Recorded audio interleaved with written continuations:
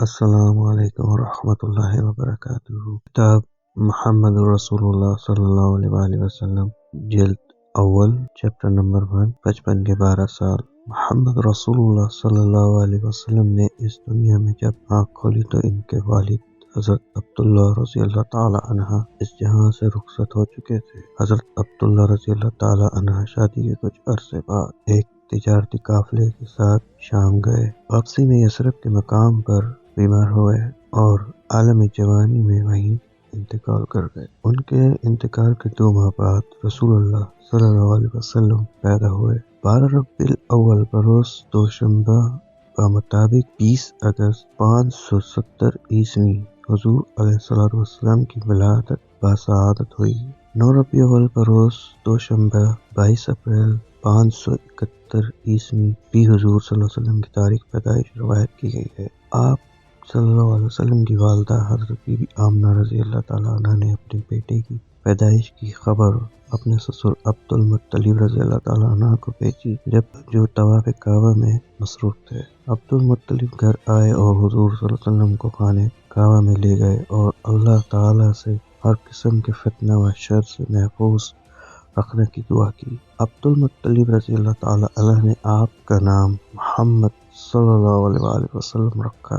جب آپ صلی اللہ علیہ وسلم دنیا میں آئے تو سرزمین عرب سرسبز و شاداب ہو گئی، درخت پھلوں سے جھک گئے، مکہ میں خوشحالی آ گئی۔ اسی سال اصحاب الفیل کا واقعہ پیش آیا تھا، جب ابراہ اور اس 60,000 فوج اور 13 ہاتھی سینکڑوں کی انگریزوں کی بارش سے کھائے ہوئے روس میں تبدیل ہو گئے۔ ولادت کے وقت زلزلہ آیا اور کسری شہنشاہ فارس کے محل کے 14 کنگرے گر پڑے۔ آتش کدہ فارس میں صدیوں سے روشن آگ بجھ گئی۔ حضور صلی اللہ علیہ وسلم نے 3 دن تک اپنی ماں کا دودھ پیا، پھر صوبیہ کا دودھ پیا۔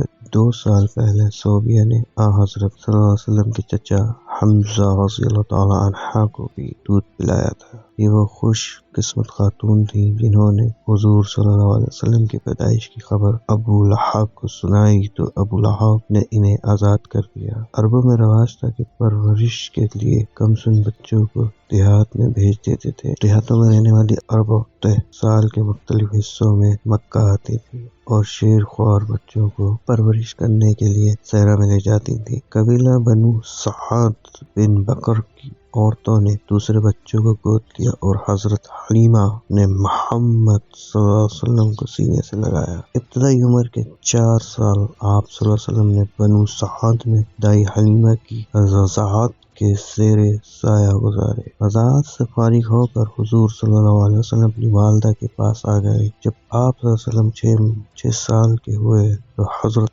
آمنہ رضی اللہ تعالی عنہ اپنے خاوند کے مزار کی زیارت کے لیے یثرب تشریف لے گئی۔ اس سفر میں ایمن بھی ہمراہ تھی۔ حضرت آمنہ 1 ماہ تک یثرب میں مقیم رہی۔ وہاں روز بروز ان کی صحت خراب ہو گئی اور مکہ واپس آتے وقت سفر میں ابواب کے مقام پر ان کا انتقال ہو گیا۔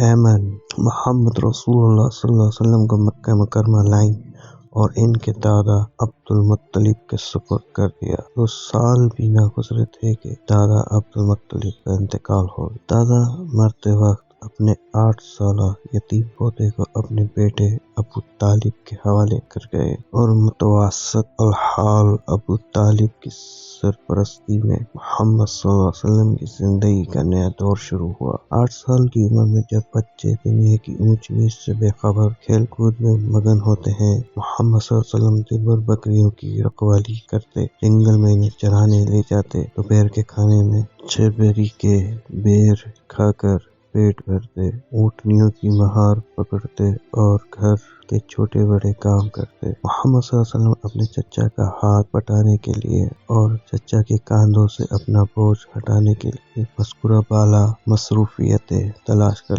لیں۔ اگرچہ ابو طالب نے بھتیجے اور اپنے بچوں کے درمیان فرق نہ کیا اور دونوں میاں بیوی نے حقیقی بیٹے کی طرح ان کی پرورش کی، لیکن ماں کی محبت اور باپ کی شفقت کا بدل تو نہیں ہوتا۔ حضور علیہ السلام 8 سال کی عمر میں ہر صبح شہر سے باہر نکل جاتے اور شام گئے تک اکیلے صحرا میں رہے۔ اکثر اوقات لامحدود آسمان اور لامتناہی افق پر نظریں جمائے رکھتے اور سورج ڈھلنے سے پہلے مویشیوں کو لے کر واپس آبادی میں لوٹ آتے۔ وہ بچہ جس کا باپ نہ ہو، جس کی ماں نہ ہو اور جو کھیلنے کودنے کی عمر میں محنت مشقت کرے، وہ زندگی میں خود کفیل سیلف میڈ ہوتا ہے۔ پیغمبر اسلام کے صلی اللہ علیہ وسلم کے چچا ابو طالب ایک تاجر تھے۔ محمد صلی اللہ علیہ وسلم کو 12 سال کی عمر میں شام لے گئے۔ شام کے شہر بصرہ کے نزدیک ان کا کارواں ٹھہرا۔ جس جگہ کارواں نے پڑاؤ کیا وہاں ایک صومعہ میں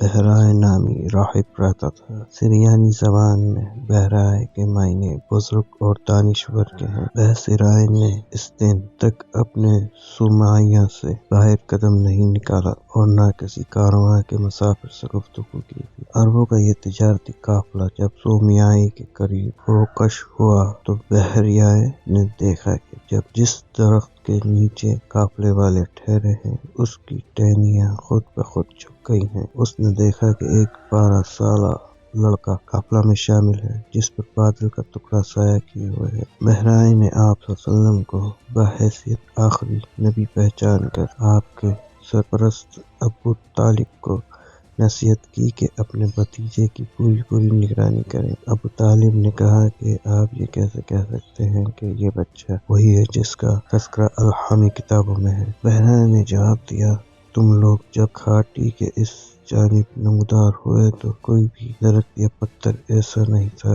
جو سجدہ کیے بغیر سجدے کے لیے جھک نہ گیا ہو۔